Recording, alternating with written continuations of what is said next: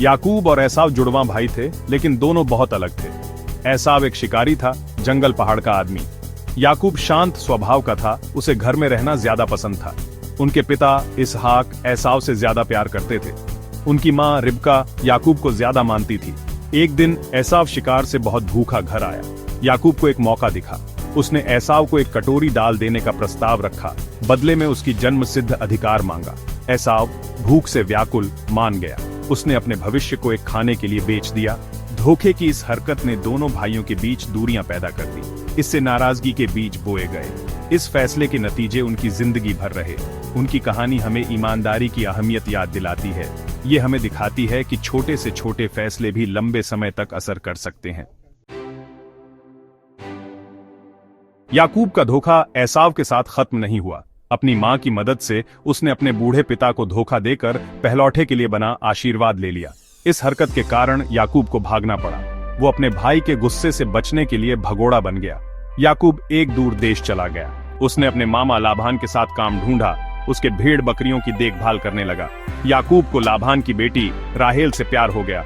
उसने उससे शादी करने के लिए 7 साल काम किया, लेकिन यहाँ भी धोखा उसके पीछे लगा रहा। लाभान ने याकूब को धोखा देकर राहेल की बड़ी बहन लिया से शादी करवा दी। याकूब को एक के बाद एक मुश्किलों का सामना करना पड़ा। उसने सीखा कि धोखे का रास्ता अकेला और मुश्किल होता है। फिर भी अपने देश निकाले में भी परमेश्वर ने उसका साथ नहीं छोड़ा।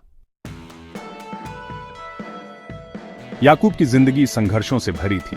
उसने अपने भाई से प्रतिद्वंदिता, अपने मामा से धोखा और यहां तक कि खुद परमेश्वर से भी लड़ाई का सामना किया।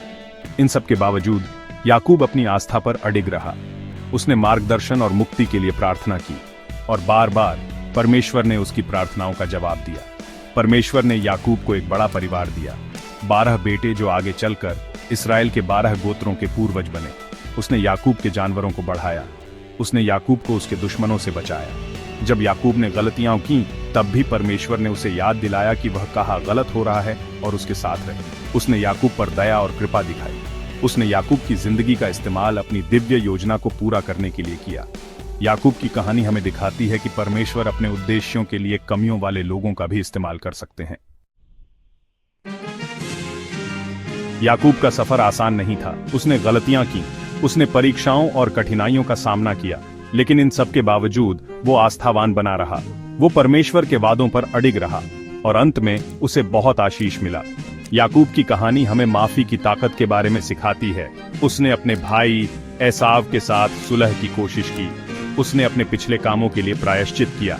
उनका मिलन माफी की शक्ति का प्रमाण है। याकूब की जिंदगी हमें याद दिलाती है कि परमेश्वर की योजनाएं हमारी योजनाओं से बड़ी होती हैं। जब हम ठोकर खाते हैं और गिरते हैं, तब भी परमेश्वर हमें उठाने और हमें वापस अपने रास्ते पर लाने के लिए मौजूद होते हैं। उसकी कहानी हमें विश्वास से भरी जिंदगी जीने के लिए प्रेरित करती है, ये जानते हुए कि परमेश्वर हमेशा हमारे साथ हैं।